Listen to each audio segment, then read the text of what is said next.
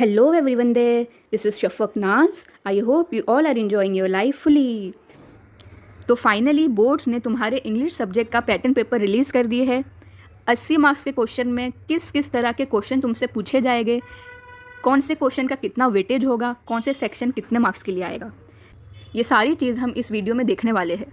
तो वीडियो को पूरा अच्छे से देखना क्योंकि बहुत ज़्यादा इंपॉर्टेंट है। हम सबको पैटर्न पेपर का वेट था क्योंकि न्यू सिलेबस है, कैसा क्वेश्चन आएगा, कौन से सेक्शन का कितना वेटेज होगा, इसका हमको बहुत ज़्यादा इंतज़ार था क्योंकि novel section first time 12th standard में होगा इस बार। इससे पहले सिर्फ 3 सेक्शन ही हुआ करते थे, चैप्टर्स हुआ करते थे, प्रोज सेक्शन जिसको बोलते हैं, फिर पोइट्री जिसमें पोएम्स पढ़ते थे, और थर्ड सेक्शन राइटिंग स्किल हुआ करता था। लेकिन अभी प्रोज है, पोइट्री है, राइटिंग स्किल है, प्लस नॉवेल सेक्शन भी है। ठीक है, तो ये सारी चीज़ हम आज अच्छे से पढ़ेंगे। और बोर्ड ने तो अपनी तरफ से सारी इन्फॉर्मेशन डिक्लेयर कर चुके हैं अब तक कि कौन कौन सा सिलेबस कम हो चुका है, क्या हो चुका है। अभी पैटर्न पेपर भी रिलीज़ कर दिए हैं। अब तुम लोग का काम है फटाफट से पढ़ना। अब सिर्फ क्या चीज़ की देरी है, बोर्ड को एग्ज़ाम का टाइम टेबल रिलीज़ करने की देरी है, वो भी जल्द आने वाला है। तो वीडियो को स्टार्ट करते हैं अभी। तो देखो, सबसे पहले तुम्हारा जो पेपर होगा वो टोटल 80 मार्क्स का होगा, 80 और तुम्हारा जो क्वेश्चन पेपर होगा वो टोटल 4 सेक्शन में बटा होगा। ठीक है, पहला होगा प्रोज जिसके अंदर टेक्स्ट बुक के सारे चैप्टर से रिलेटेड क्वेश्चन पूछे जाएंगे। दूसरा सेक्शन होगा पोइट्री जिसमें पोएम से रिलेटेड क्वेश्चन पूछे जाएंगे। तीसरा होगा राइटिंग स्किल, ऑफकोर्स जिसमें राइटिंग स्किल से रिलेटेड क्वेश्चन होंगे, और नॉवेल जिसमें नॉवेल से रिलेटेड होंगे। प्रोज सेक्शन कैरी करेगा 34 marks total, poetry 14 marks, writing skills and novel 16 marks carry करेंगे। तो टोटल हो जाते तुम्हारा 80 मार्क्स। ठीक है, तो ये याद रखना।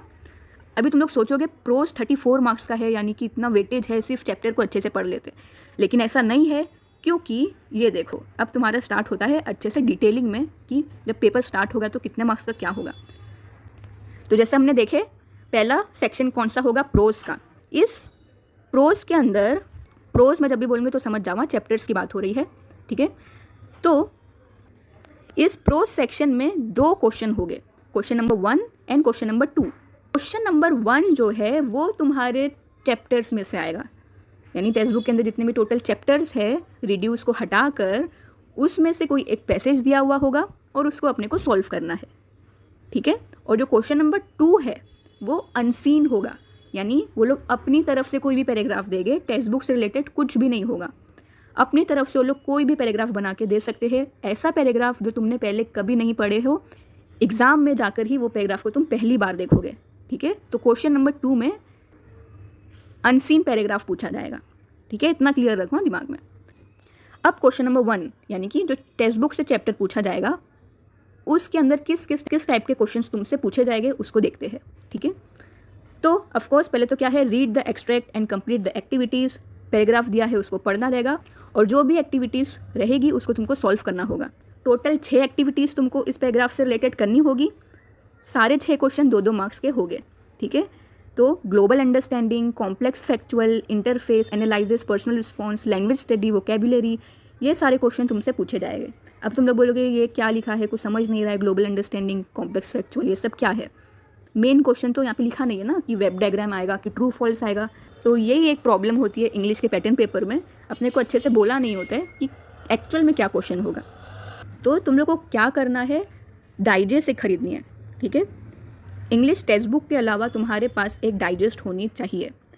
नवनीत की डाइजेस्ट स्पेशली होनी चाहिए बाकी के कंपेयर में, क्योंकि उसमें जो भी क्वेश्चन दिए हुए होते हैं उसके ऊपर हेडिंग दी होती है कि ये कौन सी कैटेगरी के अंदर आता है, ग्लोबल अंडरस्टैंडिंग के अंदर आता है या कॉम्प्लेक्स फैक्चुअल के अंदर आता है या इन्फरेंस के अंदर। ठीक है, तो ये चीज़ तुम्हारी कौन सॉल्व करेगा, नवनीत डाइजेस्ट या दूसरी डाइजेस्ट में भी तुमको मिल जाएगा।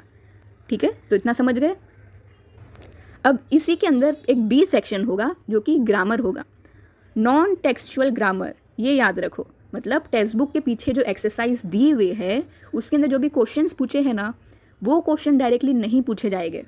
ठीक है, मतलब टॉपिक्स तो वही रहेगी जैसे कि टेंसेस, मॉडल ऑक्सिलरी, लेकिन directly same to same question grammar का टेक्स्ट बुक से नहीं पूछा जाएगा, क्वेश्चन कुछ अलग ही होगा।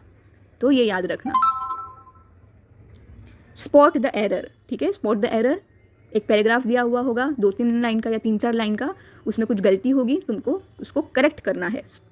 एरर यानी गलती, स्पॉट यानी पहचानना, उसके अंदर जो भी गलती है वो पैराग्राफ में तुमको पहचानना है, उसको करेक्ट करना है, ठीक है। तो प्रोज सेक्शन के अंदर क्वेश्चन नंबर 1 कितना मार्क्स कैरी करने वाला है? 16 मार्क्स, ठीक है। 12 मार्क्स एक्टिविटीज़ पे और 4 मार्क्स ग्रामर पे, ओके। अब क्वेश्चन नंबर 2 जैसे हमने देखे, ये पैराग्राफ किसी को कुछ भी नहीं पता है कौन सा होगा, क्या होगा, वो डायरेक्ट तुम लोग को बोर्ड एग्जाम में जाकर ही पता चलेगा।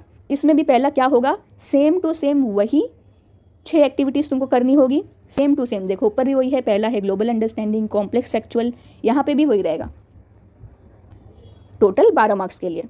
और इसका जो बी पार्ट है उसमें समरी राइटिंग होगी, बहुत बहुत ज़्यादा इंपॉर्टेंट है समरी राइटिंग को समझना। यहाँ पे क्या करना होगा तुम लोग को, जो भी अनसीन पैराग्राफ तुमको क्वेश्चन पेपर में दिया होगा उसकी समरी अपने को बनाकर लिखनी होगी। और सबसे ज़्यादा इम्पॉर्टेंट यानी उस पैराग्राफ को अपने को शॉर्ट में लिखना होगा। कितने मार्क्स के लिए? 2 मार्क्स की समरी रहेगी, ठीक है। अपने बोलोगे यहाँ पे तो 3 लिखा है, तो हाँ यही गलती सब बच्चे करते हैं। समरी रहेगी 2 मार्क्स के लिए, 1 मार्क्स तुमको मिलेगा उस समरी का टाइटल लिखने के लिए, हेडिंग देने के लिए, ठीक है। तो ये याद रखना, जो भी समरी बनाओगे उसको सबसे पहले कैपिटल में हेडिंग देना, वो 1 मार्क्स का होगा। और जो समरी लिखोगे तुम वो सिर्फ और सिर्फ 2 मार्क्स कैरी करेगी, इसलिए ज़्यादा बड़ा नहीं लिखना है, सिर्फ आधे पेज का लिखना है, मैक्स टू मैक्स, उससे बड़ा नहीं, वरना कम मार्क्स मिलेंगे, समरी शॉर्ट होती है। इतना समझ गए? टाइटल याद रखना, टाइटल मत भूलना। फिर अनसीन में एक और क्वेश्चन होगा माइंड मैपिंग पे। यहाँ पे क्या दिया रहेगा तुम लोग को, कुछ भी पूछ सकता है, या तो बोलेगा ये अनसीन पैराग्राफ का ट्री डायग्राम बनाओ, या तो अपने ओन वर्ड में इसको कुछ करो, कुछ एग्जाम्पल दो इस पैराग्राफ को एक्सप्लेन करने के लिए अपने ओन वर्ड्स में। यहाँ पे कुछ भी हो सकता है, तो तुम्हारे माइंड की मैपिंग होगी इधर पे, ठीक है, कि तुम अपना दिमाग कितना चला सकते हो। और इसलिए माइंड मैपिंग को अनसीन पैराग्राफ में रखा हुआ है, क्योंकि अगर ऊपर वाले प्रोज सेक्शन में रखा होता तो क्या होता, अपन चैप्टर्स के खुद से कुछ ना कुछ आइडिया लगा के माइंड मैप्स बना देते, ट्री डायग्राम बना देते और सोचते कि अगर एग्जाम में आ गया तो अपन ये सेम टू सेम बना के आ सकते हैं। लेकिन इधर पे अनसीन होगा ना, किसी को पता नहीं कौन सा पैराग्राफ पूछेगा, तो इसलिए माइंड मैपिंग को अनसीन पैराग्राफ में पूछा जाएगा, तुम्हारा माइंड चेक करने के लिए। 3 मार्क्स का होगा। इसके बाद तुम्हारा क्वेश्चन पेपर में स्टार्ट होगा सेक्शन 2, जो कि होगा पोइट्री सेक्शन।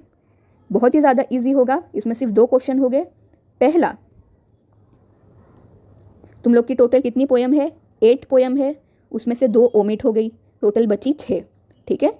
टोटल 6 पोयम तुम लोग पढ़ के जाने वाले हो एग्जाम में, इतना पता है।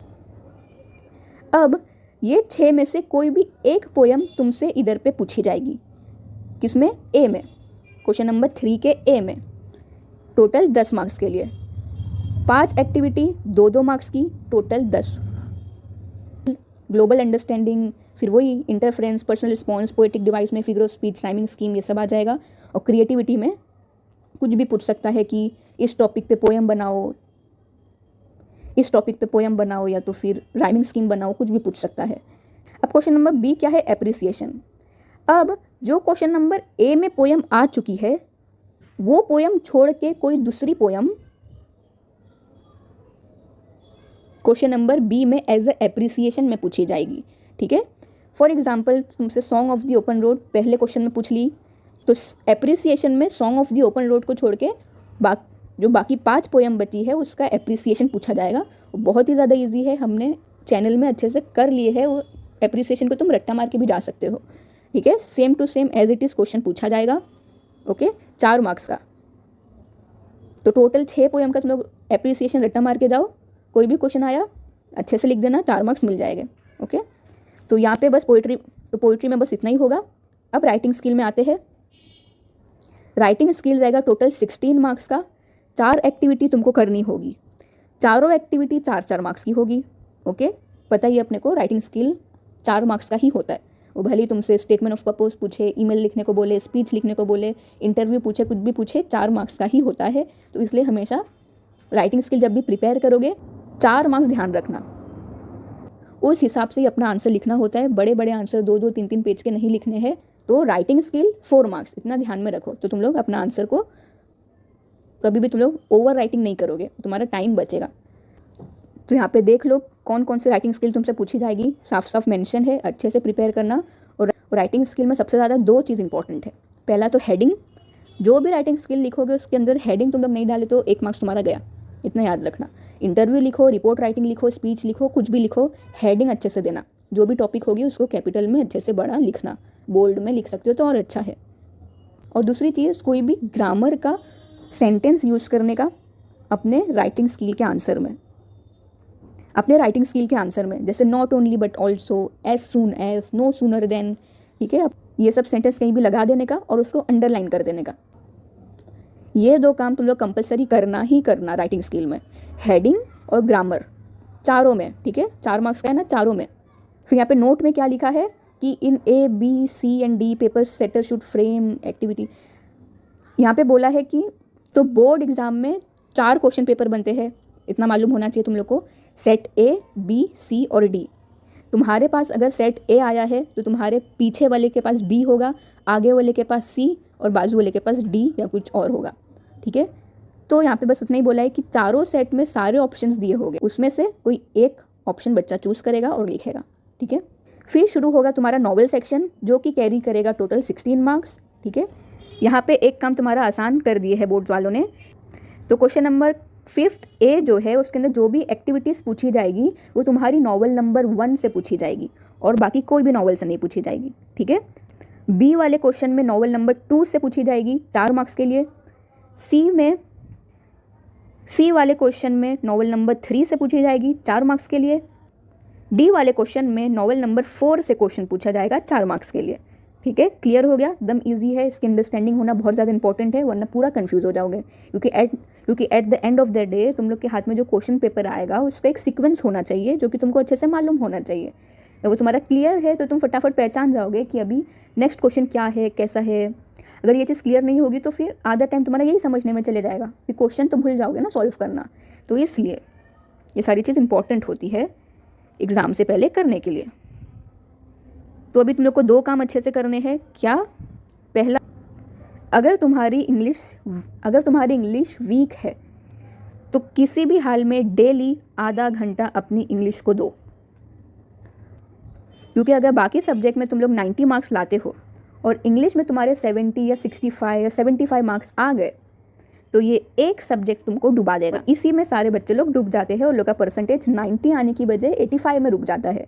तो प्लीज़ डेली जब भी कुछ भी तुम लोग कोई भी सब्जेक्ट पढ़ रहे हो, 24 घंटे में से आधा घंटा इंग्लिश को इम्प्रूव करने के लिए तुम लोग निकाल ही सकते हो। कुछ भी करो, जब तक बोर्ड एग्ज़ाम आता है डेली तुम लोग अगर आधा घंटा कुछ न्यू चीज़ सीखते हो इंग्लिश से रिलेटेड, भले ही वो ग्रामर हो, राइटिंग स्किल हो, स्पोकन इंग्लिश हो, रीडिंग हो, हार्ड वर्ड का मीनिंग हो, बहुत कुछ है जो तुम लोग को नहीं आता है और सीखना है, राइट। तो इसको तुम लोग आधा घंटा दो।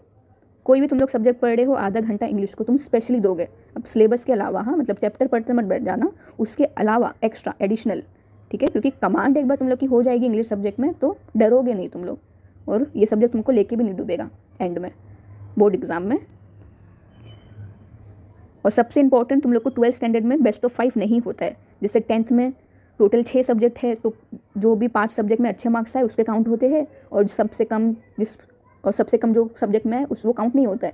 12th में ऐसा नहीं है, जितने भी सब्जेक्ट तुम्हारे हैं सबका टोटल काउंट होगा और सबसे परसेंटेज निकाला जाएगा, ठीक है। तो इसलिए आई एम प्रेशरिंग, क्योंकि बहुत सारे बच्चों को मैंने देखी हूँ, इसलिए बोल रही हूँ तुम्हारे पास टाइम है।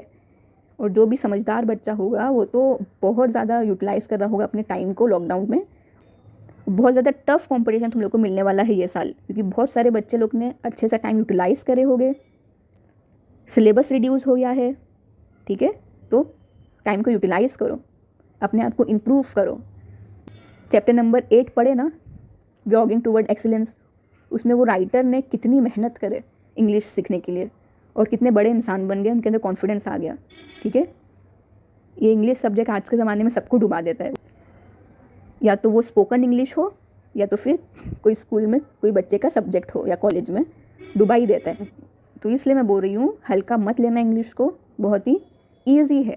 तुम लोग अपने आप को इम्प्रूव करोगे तो ही जाके होगा ना। अपन हल्के में ले लेते हैं और नहीं करते हैं, सोचते पैसे जाएगा, पैसे से सॉल्व कर लेंगे, लेकिन एग्ज़ाम में फिर पता है क्या होता है। तो इसलिए please improve yourself in English as much as possible till board examination, okay. तो ये था तुम्हारा बोर्ड ने अपनी तरफ से सारी इन्फॉर्मेशन डिक्लेयर कर चुके हैं, पैटर्न पेपर भी अब आ चुका है। जल्दी जल्दी कंप्लीट करो, बोर्ड एग्ज़ाम से एक महीने पहले तुम्हारी सारे सब्जेक्ट का सिलेबस कवर हो जाना चाहिए। और कुछ भी डाउट आता है तो मुझे कांटेक्ट करो। तो ओके, तो ऑल द बेस्ट। अब मिलेंगे हम नेक्स्ट वीडियो में। Good bye.